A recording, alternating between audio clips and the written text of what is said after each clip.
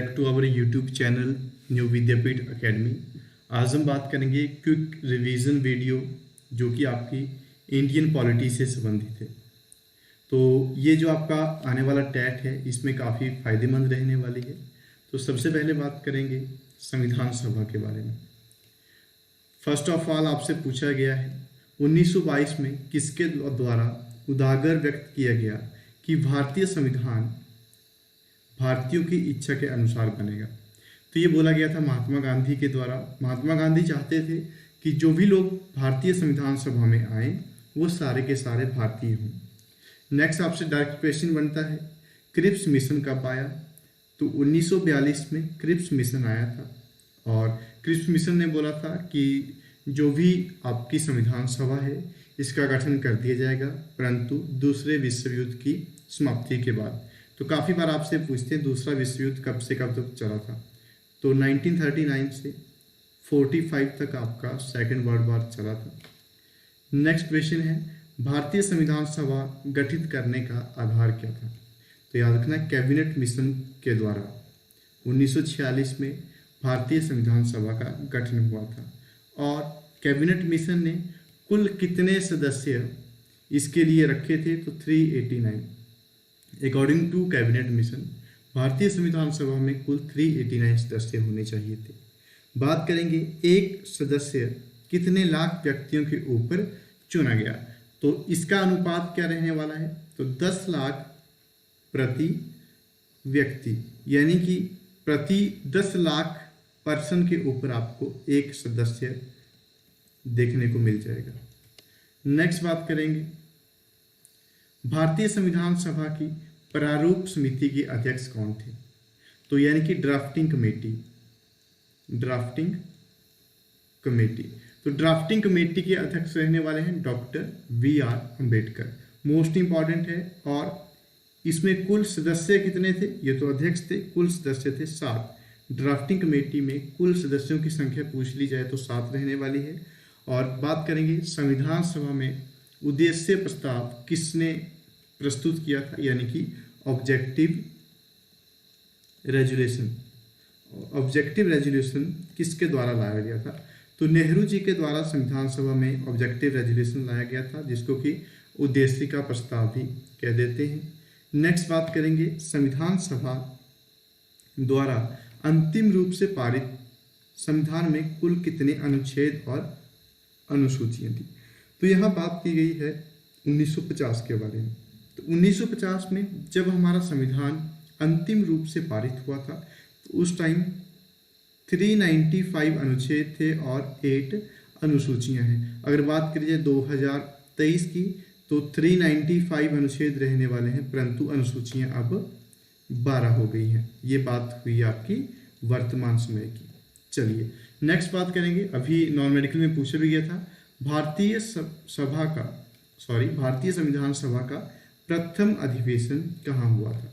तो दिल्ली में 9 दिसंबर 1946 को भारतीय संविधान सभा की पहली बैठक हुई थी। 9 दिसंबर 1946। मोस्ट रिपीटेड क्वेश्चन है। नेक्स्ट बात करेंगे संविधान सभा के अस्थाई अध्यक्ष कौन थे। तो अस्थाई अध्यक्ष जो है वो 9 दिसंबर को ही डॉक्टर सच्चिदानंद सिन्हा जी को मनाया गया था। हालांकि 2 दिन बाद जो है डॉक्टर राजेंद्र प्रसाद स्थायी अध्यक्ष बन जाते हैं। तो क्वेश्चन भी आ गया आपका संविधान सभा के स्थायी अध्यक्ष कौन थे। तो डॉक्टर राजेंद्र प्रसाद। चलिए नेक्स्ट बात करेंगे संविधान सभा के संवैधानिक सलाहकार कौन थे, यानी कि एडवाइजर किसको बोलेंगे। एडवाइजर किसको बोलेंगे। तो एडवाइजर रहने वाले हैं आपके BN रॉ जो है आपके संविधान सभा के सलाहकार रहेंगे। नेक्स्ट है राष्ट्रीय झंडे को संविधान सभा में कब ग्रहण किया गया। तो 22 जुलाई 1947 को राष्ट्रीय झंडे को अपनाया गया था। कई बार आपको यहाँ अपनाया की ऑप्शन आती है, यानी कि भारतीय संविधान सभा के द्वारा किस तारीख को या किस ईयर को जो है इसे अपनाया गया था। नेक्स्ट बात करेंगे संविधान सभा द्वारा अंतिम रूप से पारित संविधान में कुल कितने अनुच्छेद और अनुसूचियां थी। तो फिर रिपीट हुआ है क्वेश्चन। तो 395 अनुच्छेद और 8 अनुसूचियां। चलिए नेक्स्ट बात करेंगे संपूर्ण भारतीय संविधान के निर्माण में कुल कितना समय लगा? तो हमारे संविधान को बनने में कुल लगे थे 2 वर्ष 11 महीने और 18 दिन। नेक्स्ट, भारत के संविधान का निर्माता किसे कहते हैं? तो डॉक्टर बी आर अम्बेडकर को, डॉक्टर बी आर अम्बेडकर को भारतीय संविधान का निर्माता कहते हैं और इनको आधुनिक भारत का मनु भी कहते हैं। तो कभी पूछा जाए आपसे आधुनिक भारत का मनु तो इनको ही कहेंगे, और संविधान का जनक, तो संविधान का जनक भी इन्हें कहा जाता है। नेक्स्ट बात करेंगे, भारत का संविधान कब लागू हुआ था? तो 26 जनवरी 1950 को भारत का संविधान लागू हुआ था। और कई बार आपसे पूछते हैं भारत का संविधान बन के तैयार कब हुआ था? तो 26 नवंबर 1949 को हमारा संविधान बन के तैयार हो गया था, या कई बार बोलते हैं कि संविधान कब अपनाया गया? तो 26 नवंबर 1949। भारतीय संविधान सभा में कुल महिलाओं की संख्या, तो कुल महिलाओं की संख्या रहने वाली आपकी 15। हमारी भारतीय संविधान सभा में कुल 15 महिलाएं थी, और एक महिला है जिनका नाम है राजकुमारी अमृत कौर। मोस्ट इंपॉर्टेंट है, राजकुमारी अमृत कौर। तो राजकुमारी अमृत कौर जो है हमारी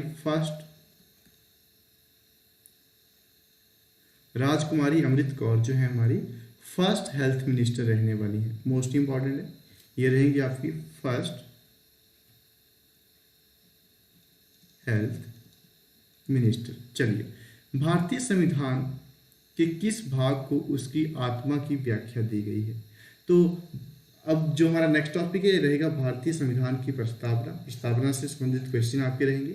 तो भारतीय संविधान की प्रस्तावना को संविधान की आत्मा भी कहा गया है, और इसकी जो शुरुआत होती है तो आपसे पूछा गया है भारत में जनप्रिय संप्रभुता है, क्योंकि भारत के संविधान की प्रस्तावना शुरू होती है।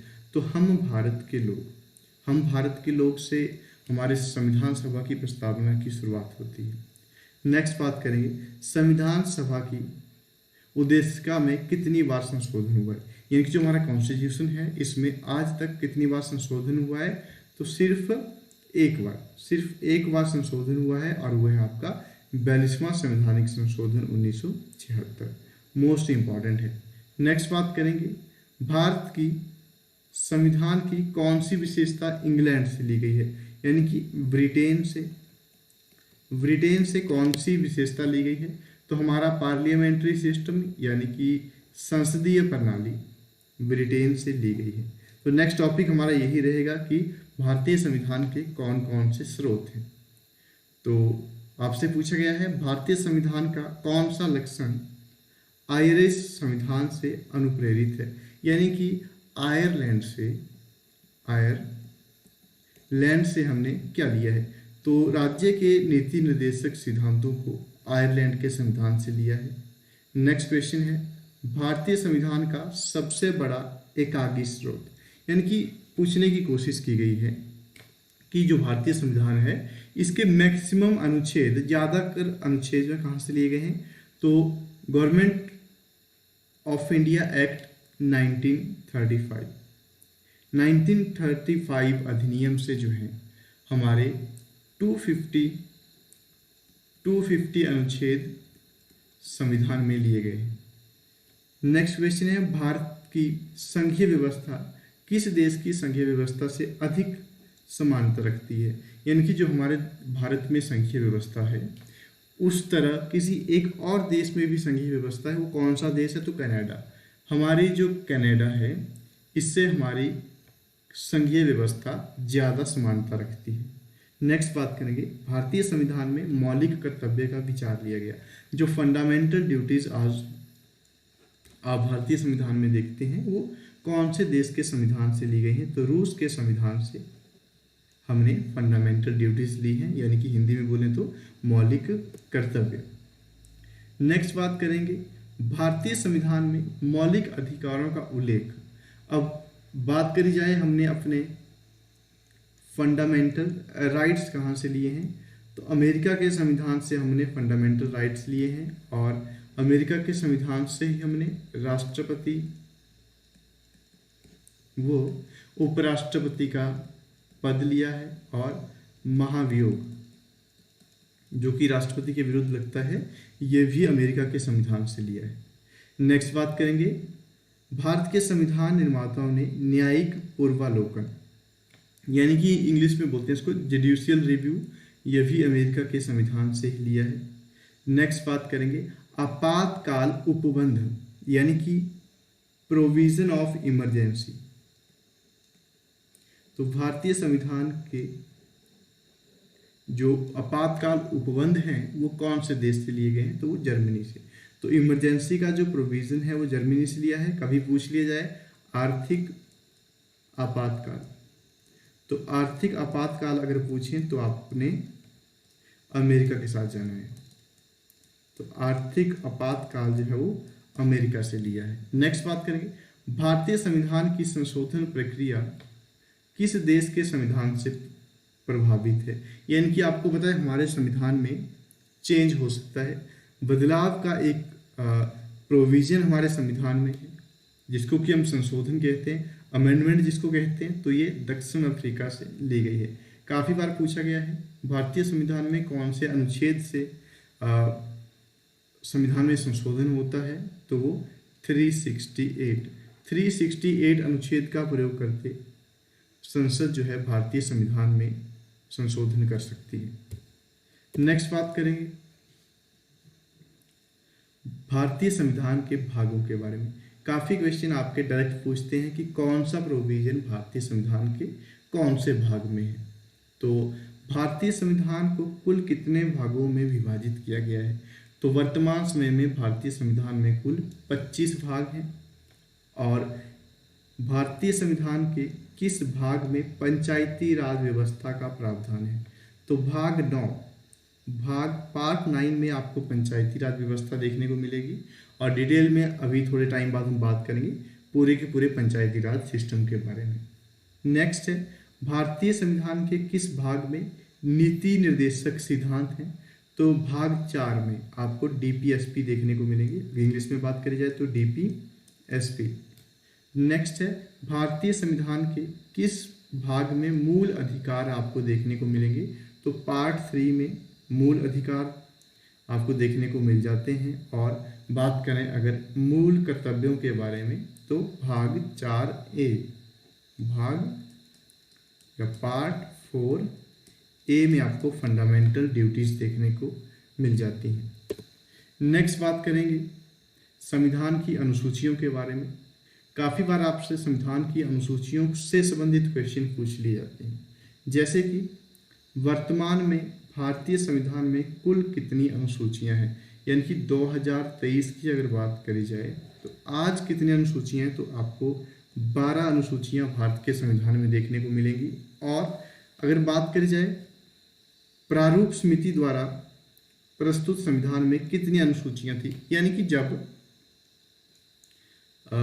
1950 में हमारा संविधान लागू हुआ था तो उस समय मूल संविधान में कुल 8 अनुसूचियां आपको देखने को मिलती हैं। नेक्स्ट क्वेश्चन आपसे बनता है, किस संवैधानिक संशोधन अधिनियम द्वारा भारतीय संविधान में 9वीं अनुसूची को जोड़ा गया। तो 9वीं अनुसूची जो है पहले संविधान संशोधन के द्वारा जोड़ी गई थी। काफ़ी बार आपसे पूछा भी गया है भारतीय संविधान में पहला संशोधन कब हुआ था, तो 1951 में भारतीय संविधान में पहला संशोधन हुआ था। चलिए नेक्स्ट बात करते हैं, भारत संघ में शामिल राज्यों व संघ शासित क्षेत्रों का उल्लेख भारतीय संविधान की कौन सी अनुसूची में है। यानी कि क्या बोला गया है कि हमारे भारत में कुल कितने राज्य हैं, और कुल कितने केंद्र शासित प्रदेश हैं। तो इन सब की बात की गई है आपकी पहली अनुसूची में। नेक्स्ट है, भारतीय संविधान में 22 भाषाओं को राजभाषा का दर्जा प्रदान किया गया है, यानी कि हमारी जो संविधान में कुल 22 राजभाषाएं हैं। तो ये कौन सी अनुसूची में बात की गई है, तो ये 8वीं अनुसूची में 22 राजभाषाओं का वर्णन आपको 8वीं अनुसूची में देखने को मिल जाएगा। और दल बदल से संबंधित कानून आपको 10वीं अनुसूची में देखने को मिलता है। तो दल बदल को क्या किया गया, कठोर बनाया गया।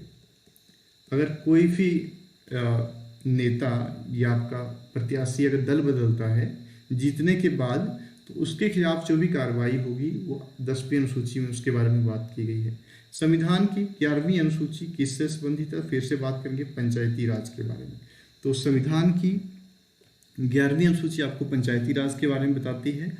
अगर बात करी जाए 12वीं के बारे में, तो 12वीं है आपकी स्थानीय शहरी स्वशासन। तो शहरी स्वशासन के बारे में आपकी 12वीं अनुसूची के बारे में बात होती है। नेक्स्ट क्वेश्चन आपका रहने वाला है, संविधान के अनुच्छेद 1 में भारत को कहा गया है, यानी कि भारत को क्या कहा गया है? तो राज्यों का संघ, यूनियन ऑफ स्टेट्स। भारत क्या है? यूनियन ऑफ स्टेट्स है। चलिए, निम्नलिखित में से किस अनुच्छेद द्वारा भारतीय संविधान नागरिकों को मूल अधिकार प्राप्त करवाता है? यानी कि जो हमारी फंडामेंटल राइट्स हैं वो कौन से अनुच्छेद से लेके कौन से अनुच्छेद तक हैं, कौन से आर्टिकल से चलते हैं? तो ये 12 से 35 तक रहने वाले हैं। तो 12 से 35 तक आपके मूल अधिकारों के बारे में वर्णन किया जाता है। नेक्स्ट बात करेंगे, नौकरियों तथा शैक्षणिक संस्थानों में समाज के कमजोर वर्ग के लिए आरक्षण उपलब्ध करवाने के लिए केंद्र सरकार को संविधान का कौन सा अनुच्छेद अधिकार प्राप्त करता है? तो आपने देखा होगा कि कुछ ऐसे वर्ग हैं जिनको रिजर्वेशन का प्रावधान दिया गया है। तो ये बात कहाँ की गई है? तो अनुच्छेद 16 में। और अनुच्छेद 16 में डायरेक्ट बात करी जाए तो क्या बोला जाता है? तो ये बोलता है कि लोक नियोजन में समानता। चलिए, नेक्स्ट बात करेंगे, भारत के संविधान का निम्नलिखित में से कौन सा अनुच्छेद अस्पृश्यता यानी कि छुआछूत की समाप्ति के बारे में बात करता है? तो अनुच्छेद 17 में छुआछूत की समाप्ति के बारे में बात की जाती है। नेक्स्ट बात करेंगे, भारत के संविधान के किस अनुच्छेद के अंतर्गत भारत के राष्ट्रपति पर महाभियोग लगाया जा सकता है? तो अनुच्छेद 61 के अंतर्गत भारत के राष्ट्रपति के विरुद्ध जो है वो महाभियोग लगाया जा सकता है। और ये पहले कौन से सदन में रखा जाता है? तो याद रखना है इसको, किसी भी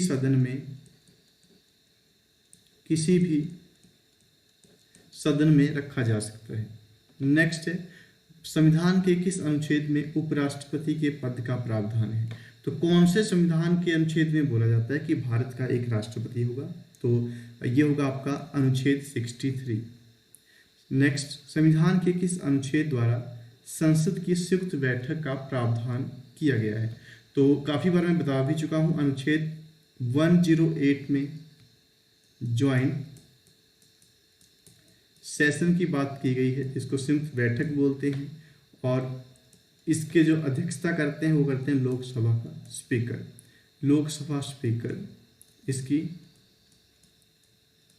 अध्यक्षता करते हैं। नेक्स्ट है, और नॉन मेडिकल में क्वेश्चन बना भी था, ये नॉन मेडिकल में पूछा गया है, भारतीय संविधान के किस अनुच्छेद के अंतर्गत वित्त आयोग के गठन का प्रावधान है? तो अनुच्छेद 280, इसके अंतर्गत आपको वित्त आयोग का गठन देखने को मिल जाएगा। नेक्स्ट बात करेंगे, संविधान के किस अनुच्छेद द्वारा संघ और राज्यों के लिए लोक सेवा आयोग का प्रावधान किया गया है? यानी कि जहां आप यूपीएससी और स्टेट पीएससी आपको देखने को मिलेगा, तो वो रहेगा आपका आर्टिकल 315। आर्टिकल 315 में आपको यूपीएससी का प्रावधान as well as state PSC का प्रावधान भी देखने को मिल जाएगा। नेक्स्ट बात करेंगे, कौन से अनुच्छेद के अंतर्गत निर्वाचन आयोग के प्रावधान किए गए हैं? यानी कि इलेक्शन कमीशन ऑफ इंडिया। तो 324 अनुच्छेद में इलेक्शन कमीशन ऑफ इंडिया का प्रावधान आपको देखने को मिल जाएगा। नेक्स्ट बात करेंगे, भारत में बाहरी आक्रमण सशस्त्र विद्रोह के कारण भारत के राष्ट्रपति के द्वारा राष्ट्रीय आपातकाल की घोषणा की जा सकती है। यानी कि डायरेक्ट क्वेश्चन पूछा गया है, राष्ट्रीय आपातकाल कौन से अनुच्छेद के अंतर्गत लगता है? तो आर्टिकल 352 के अंतर्गत लगेगा राष्ट्रीय आपातकाल। अगर बात करी जाए राजकीय राजकीय आपातकाल की तो 356 और वित्तीय आपातकाल 360 के अंतर्गत लगता है। पूछा भी गया है, वित्तीय आपातकाल की उद्घोषणा राष्ट्रपति करता है अनुच्छेद 360 के अंतर्गत, और भारत में वित्तीय आपातकाल एक बार भी नहीं लगा है। तो बात करें अगर वित्तीय आपातकाल की तो एक बार भी नहीं लगा है। चलिए नेक्स्ट आपका रहेगा, किस अनुच्छेद के अंतर्गत जम्मू कश्मीर को भारतीय संविधान द्वारा विशेष स्थिति प्रदान की गई थी? अब तो नहीं है पर पहले की गई थी। तो आर्टिकल 370 के अंतर्गत जम्मू कश्मीर को स्पेशल राज्य का दर्जा दिया गया था। नेक्स्ट बात करेंगे, भारतीय संविधान में समानता का अधिकार 5 अनुच्छेदों द्वारा प्रदान किया गया है। तो कौन कौन से हैं? तो आर्टिकल 14 से 18 तक आपको समानता का अधिकार देखने को मिल जाएगा। नेक्स्ट टॉपिक हमारा रहेगा नागरिकता। मोस्ट इंपॉर्टेंट है, काफ़ी बार आपसे यहाँ से क्वेश्चन पूछे गए हैं। भारतीय संविधान के निम्नलिखित में से कौन सी नागरिकता प्रदान करता है?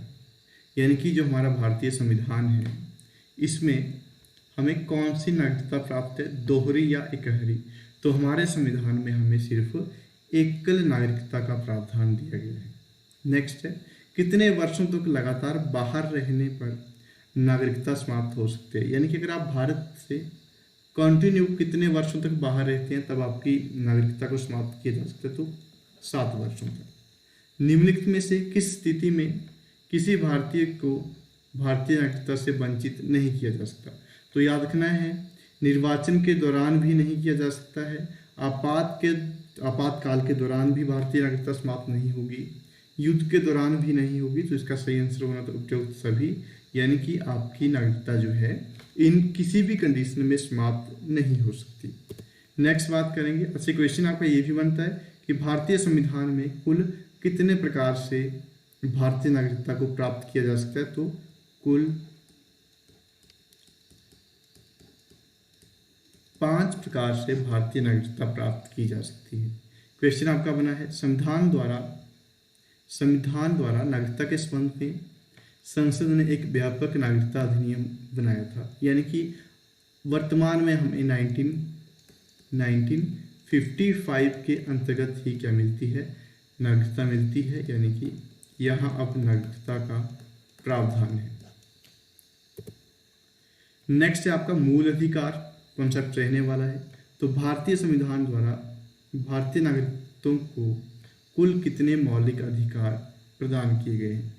तो कुल मौलिक अधिकार हैं, किए थे, पहले कितने थे? 7 थे, पर वर्तमान में इनकी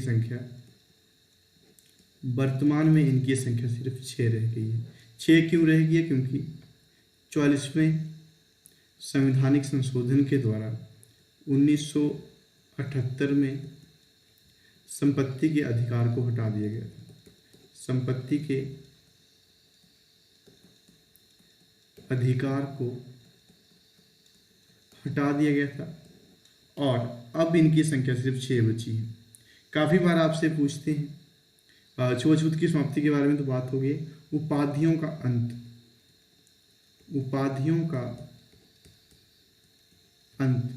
तो उपाधियों का अंत जो है आपका आर्टिकल 18 में देखने को मिलेगा, और जीवन का अधिकार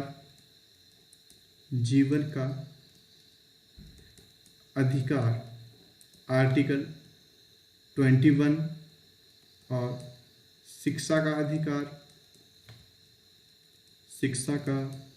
अधिकार आर्टिकल 21A। मोस्ट इंपॉर्टेंट है आपका धार्मिक स्वतंत्रता, तो आर्टिकल 25 से 28 तक हमें धार्मिक स्वतंत्रता का अधिकार मिल जाता है। नेक्स्ट बात करेंगे, निम्नलिखित में से कौन सी एक समिति ने नागरिकों को मूल कर्तव्य 1976 में सम्मिलित करने की अनुशंसा की थी? यानी कि सीधी सी बात बोली जाए तो एक समिति आपको देखने को मिलेगी जो कि मूल कर्तव्यों से संबंधित थी। तो स्वर्ण सिंह समिति एक समिति रहने वाली है जो कि हमारे मूल कर्तव्यों के बारे में बात करती है। 1976 में 42वें संवैधानिक संशोधन के द्वारा नागरिकों के लिए कितने मूल कर्तव्य निश्चित किए गए थे? तो उस समय जो थे कुल मूल कर्तव्य ये थे 10 और वर्तमान में ये 11 हैं। तो वर्तमान में हमारे कुल फंडामेंटल ड्यूटीज़ 11 हैं और जब शामिल की गई थी तो उस समय सिर्फ 10 थी। नेक्स्ट है, भारत के संविधान के किस अनुच्छेद में मौलिक कर्तव्य की चर्चा की गई थी? तो देखो, भाग की बात करी जाए तो 4A, अनुच्छेदों की बात करी जाए तो 51A मोस्ट इम्पॉर्टेंट है और कुल संख्या वर्तमान में तो 11 रहने वाली है। चलिए नेक्स्ट बात करेंगे, संसद के किस सदन को प्रतिनिधि सदन या प्रतिनिधि सभा भी कहते हैं? तो लोकसभा को जो है प्रतिनिधि सभा और इसके अलावा लोकसभा को लोअर हाउस और युवा सदन भी कहते हैं, युवा सदन भी कहा जाता है। नेक्स्ट है, लोकसभा का प्रावधान कौन से अनुच्छेद में है? तो आर्टिकल 81 में आपको लोकसभा का प्रावधान देखने को मिल जाएगा। और निम्नलिखित में से कौन सा संसद का भाग नहीं है? तो उपराष्ट्रपति जो हैं संसद के भाग नहीं गिने जाएंगे, हालांकि वो राज्यसभा के सभापति होते हैं, परंतु जो मुख्य जो भाग हैं संसद के वो सिर्फ 3 हैं, यानी कि संसद जो है सिर्फ तीनों को मिला के बनती है। वो रहेंगे आपके राष्ट्रपति, राज्यसभा और लोकसभा, इन तीनों को मिला के संसद बन जाती है। नेक्स्ट बात करेंगे, संसद को भंग करने के लिए कौन सक्षम है? तो राष्ट्रपति संसद को भंग कर सकता है। संसद के 2 क्रमिक अधिवेशनों के बीच में अधिकतम कितने समय अंतराल की अनुमति है? तो जब भी 2 अधिवेशन आपके होंगे तो इनमें मैक्सिमम 6 महीने का गैप हो सकता है। तो मैक्सिमम गैप की यहाँ बात की गई है, तो मैक्सिमम गैप 6 महीने ही हो सकता है। चलिए नेक्स्ट बात करेंगे, संसद के बारे में काफ़ी क्वेश्चन आपसे बनते हैं। तो साधारण विधेयक अगर बात करी जाए, साधारण विधेयक से संबंधित गतिरोध को, साधारण विधेयक से संबंधित गतिरोध को दूर करने के लिए संसद के 2 सदनों की बैठक कौन बुलाता है? अब देखो, हमने बात की अभी किसके बारे में? तो अभी हमारे द्वारा बात की गई आर्टिकल 108 के अंतर्गत क्या होता है, संयुक्त अधिवेशन बुलाया जाता है। तो अब बुलाता कौन है? तो बुलाएगा राष्ट्रपति, परंतु अध्यक्षता कौन करेगा? तो अध्यक्षता करेगा लोकसभा का अध्यक्ष। इस डिफरेंस को आपको याद रखना है। नेक्स्ट है, संसद के कुल सदस्यों का कितना भाग वैधानिक चैम्बर की मीटिंग बुलाने के लिए आवश्यक है? सीधी सी बात करी जाए तो कोरम कुल कितने? तो 1/10 भाग, यानी कि 10 सदस्यों में से अगर एक सदस्य संसद में आता है तो उसका जो कोरम है वो पूर्ण माना जाएगा। नेक्स्ट है, भारतीय संसद के अपर हाउस को किस नाम से जानते हैं? तो लोअर हाउस मैंने आपको अभी बताया कि लोकसभा को बोलते हैं, तो अपर हाउस बोलते हैं राज्यसभा को। राज्यसभा को स्थायी सदन कहते हैं, बिल्कुल यस, राज्यसभा को स्थायी सदन भी कह सकते हैं। और राज्यसभा में अधिकतम सीटों की संख्या शायद नॉन मेडिकल में पूछा गया था, तो ये रहेगी 250। तो राज्यसभा में अधिकतम संख्या कितनी हो सकती है? तो 250। नेक्स्ट है, राज्यसभा के लिए राष्ट्रपति के द्वारा कितने सदस्य मनोनीत किए जाते हैं? तो ये भी क्वेश्चन आपका नॉन मेडिकल में पूछा गया था। तो राज्यसभा के लिए कुल सदस्य जो हैं वो 12 मनोनीत किए जाते हैं राष्ट्रपति के द्वारा। राज्यसभा के चुनाव लड़ने के लिए मिनिमम आयु कितनी है? तो राज्यसभा का अगर आपने चुनाव लड़ना है तो यहाँ 35 वर्ष दिया गया है, मिनिमम आयु रहेगी आपकी 30 वर्ष। चलिए, राज्यसभा के सदस्यों का कार्यकाल कितने वर्ष का होता है? तो ये रहेगा आपका 6 वर्ष। राज्यसभा का जो भी सदस्य होगा वो 6 वर्ष के लिए गिना जाएगा। हालांकि राज्यसभा के 1/3 सदस्य प्रत्येक 2 वर्ष बाद रिटायर होते रहते हैं, यानी कि सेवानिवृत्त होते रहते हैं, इसलिए इनको स्थायी सदन भी कह देते हैं, क्योंकि इसको भंग नहीं किया जा सकता तो इसे स्थायी सदन भी कह देते हैं। नेक्स्ट बात करेंगे, राज्यसभा का सभापति कौन होता है? तो उपराष्ट्रपति। उपराष्ट्रपति राज्यसभा का सभापति गिना जाता है। नेक्स्ट है, राज्यसभा कभी भंग नहीं की जा सकती और निम्नलिखित में से जनता द्वारा प्रत्यक्ष रूप से निर्वाचित सदन है, यानी कि जहां जनता जो है वो डायरेक्ट भाग लेगी तो वो रहेगा आपका लोकसभा। लोकसभा जो है वो जनता द्वारा डायरेक्ट चुनी जाती है। हम अपना एमपी जो कि कहाँ जाता है, लोकसभा में जाता है, उसको प्रत्यक्ष रूप से चुनते हैं। लोकसभा की अधिकतम सदस्य संख्या कितनी हो सकती है? यानी कि लोकसभा के लिए अधिकतम संख्या कितना रखी गई है? तो 552 552। लोकसभा के प्रथम आम चुनाव कब हुए? तो लोकसभा के प्रथम आम चुनाव हुए थे 1952 में, और कई बार आपको 1951 भी देखने को मिलता है, तो दोनों ऑप्शंस इकट्ठी नहीं होंगी। लोकसभा का चुनाव लड़ने के लिए इच्छुक व्यक्ति की न्यूनतम आयु कितनी होनी चाहिए? तो अगर माना किसी ने लोकसभा का चुनाव लड़ना है तो उसके लिए मिनिमम आयु का प्रावधान है 25 वर्ष। तो देखो, लोकसभा के लिए 25 वर्ष, राज्यसभा के लिए है 30 वर्ष और राष्ट्रपति के लिए है 35 वर्ष। तो मिनिमम आपको ये तीनों आयु जो है याद रखनी है, कितनी आयु किसके लिए रखी गई। नेक्स्ट बात करेंगे, किस राज्य का लोकसभा और राज्यसभा में प्रतिनिधित्व सबसे अधिक है? तो जहां जनसंख्या सबसे अधिक होगी वहां लोकसभा हो चाहे राज्यसभा हो चाहे विधानसभा हो, वहां प्रतिनिधित्व आपको ज़्यादा देखने को मिलेगा, तो उत्तर प्रदेश। नेक्स्ट बात करेंगे, लोकसभा का सामान्यतः कार्यकाल कितने वर्ष होता है? तो लोकसभा का सामान्यतः कार्यकाल आपको 5 वर्ष देखने को मिल जाएगा। और लोकसभा सदस्य अपना त्यागपत्र किसको देते हैं? माना किसी एमपी ने त्यागपत्र देना है तो किसको देगा? तो लोकसभा के अध्यक्ष को देगा। जो लोकसभा का अध्यक्ष होगा उसके पास अपना त्यागपत्र दे देगा। और कई बार आपसे पूछते हैं लोकसभा का अध्यक्ष किसको देगा?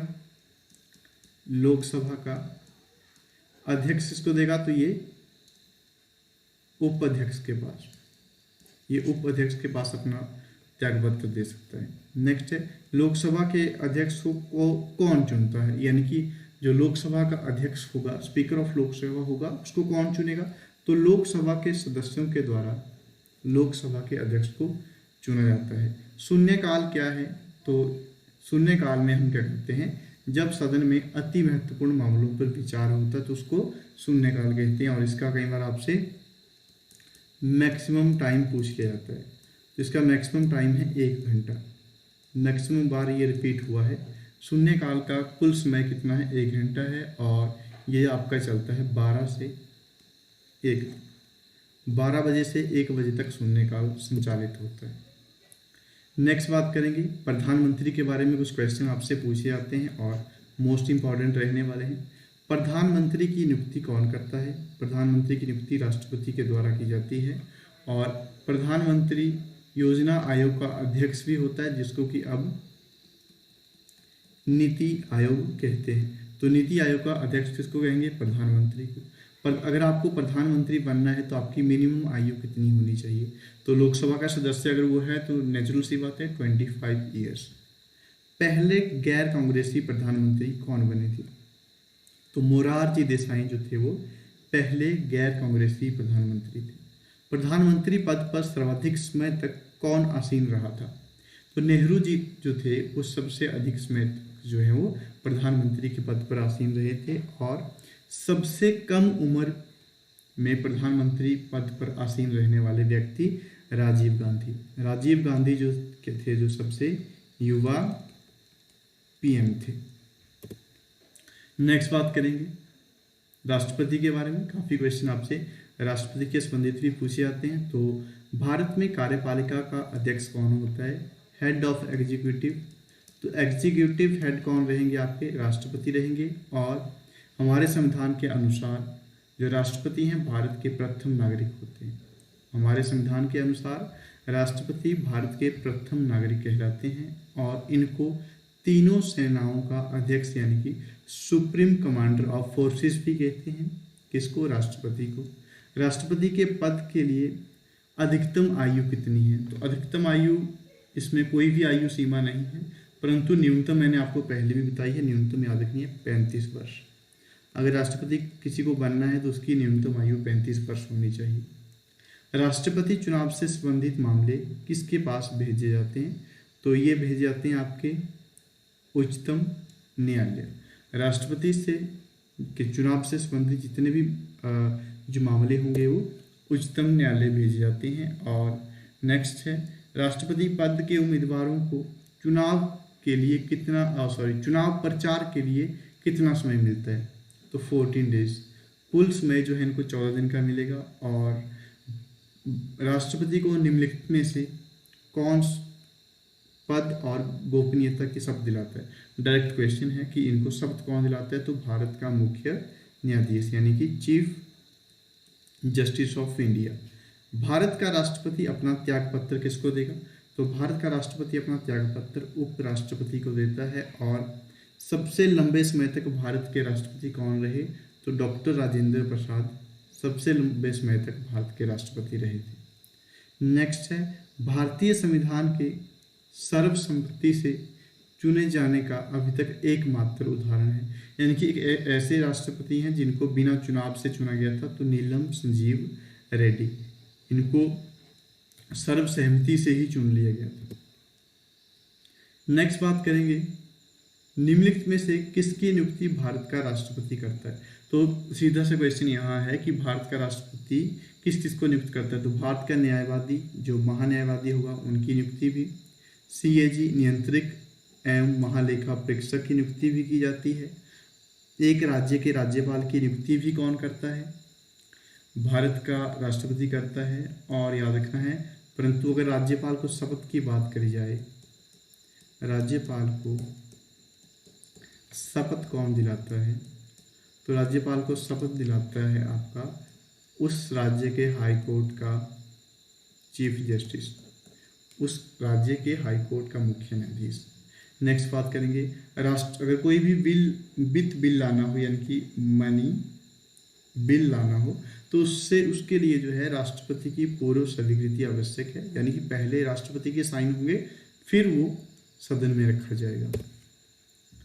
नेक्स्ट है आपका सर्वोच्च न्यायालय। सर्वोच्च न्यायालय से संबंधित कुछ पॉइंट्स हैं जो कि आपको याद रखना है। भारत के सर्वोच्च न्यायालय के मुख्य न्यायाधीश की नियुक्ति कौन करता है?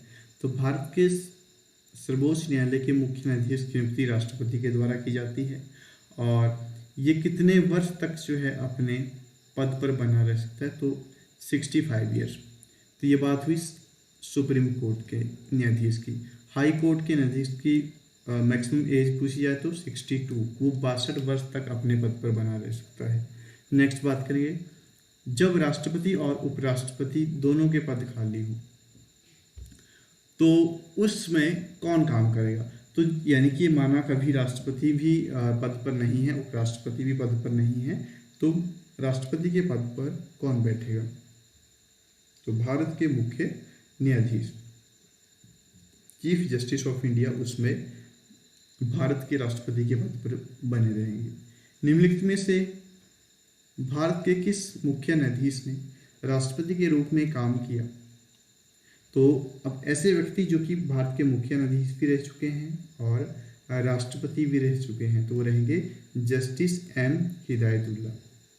इनको दोनों पोस्टों को संभालने का मौका मिला था। नेक्स्ट बात करेंगे, उच्चतम न्यायालय को परामर्शदात्री बनाया गया है, यानी कि राष्ट्रपति जो है, राष्ट्रपति सुप्रीम कोर्ट की सलाह ले सकता है, परामर्श ले सकता है। तो अनुच्छेद 143 में बोला गया है कि जो आपका राष्ट्रपति है वो सुप्रीम कोर्ट से सलाह ले सकता है, परामर्श ले सकता है। सर्वोच्च न्यायालय के प्रथम मुख्य न्यायाधीश कौन थे? तो हीरालाल जे कानिया सर्वोच्च न्यायालय के प्रथम न्यायाधीश थे। वर्तमान समय में कुल कितने हाई कोर्ट हैं? ये तो हम बात करेंगे हाई कोर्ट के बारे में। वर्तमान में कुल हाई कोर्ट आपके रहेंगे 25 और जो सबसे लेटेस्ट है, न्यू है, वो है अमरावती। अमरावती, और अमरावती कहाँ का हाई कोर्ट बना है? तो आंध्र प्रदेश, आंध्र प्रदेश का हाई कोर्ट अमरावती बना है। नेक्स्ट बात करेंगे पंचायती राज व्यवस्था के बारे में। तो पंचायती राज व्यवस्था 73वें संवैधानिक संशोधन के द्वारा लाई गई थी। सबसे पहले राजस्थान के नागौर जिले में 1959 में लागू हुई थी। ये एक त्रिस्तरीय व्यवस्था है। 73वें संवैधानिक संशोधन के अनुसार पंचायती राज संस्थाओं में अध्यक्ष के कम से कम कितने पद महिलाओं के लिए आरक्षित किए गए हैं? तो सीधी सी बात करी जाए तो 1/3 रिजर्वेशन की जो व्यवस्था है वो पंचायती राज में महिलाओं के लिए रखी गई है। नेक्स्ट बात करेंगे पंचायती राज संस्थाओं के निर्वाचन के लिए उत्तरदायी है। तो कौन जो है पंचायती राज के निर्वाचन करवाता है? तो स्टेट इलेक्शन कमीशन यानी कि राज्य निर्वाचन आयोग। राज्य निर्वाचन आयोग के द्वारा पंचायती राज के इलेक्शन करवाए जाते हैं। नेक्स्ट है भारत में पंचायती राज का प्रारंभ कब किया गया? तो ऊपर बात हो गई 1959 में राजस्थान में फर्स्ट टाइम जो है वो पंचायती राज व्यवस्था लागू हुई थी। बलवंत राय मेहता समिति किससे संबंधित है? तो पंचायती राज से संबंधित रहेगी आपकी बलवंत राय, और एक है आपकी अशोक मेहता समिति। अशोक मेहता समिति, तो अशोक मेहता समिति भी जो है आपकी इसमें ही रहेगी। और पंचायती राज का प्रावधान कौन से भाग में है? तो भाग संविधान के भाग 9 में, और अनुच्छेद की बात करी जाए तो 243 अनुच्छेद 243 में पंचायती राज व्यवस्था का प्रावधान है। तो आई होप आपको आज की वीडियो अच्छी लगी होगी। यह मैंने कोशिश की है कि किस तरीके से हम अपना पॉलिटिकल साइंस का एक क्विक रिवीजन वीडियो लाएं और जितने भी इंपॉर्टेंट क्वेश्चन आपके रहने वाले थे उनको पूरे को कवर किया जाए। अगर वीडियो अच्छी लगी है तो चैनल को सब्सक्राइब करें, और जिनका भी आने वाला एग्ज़ाम है उनके साथ इस वीडियो को शेयर करें। धन्यवाद।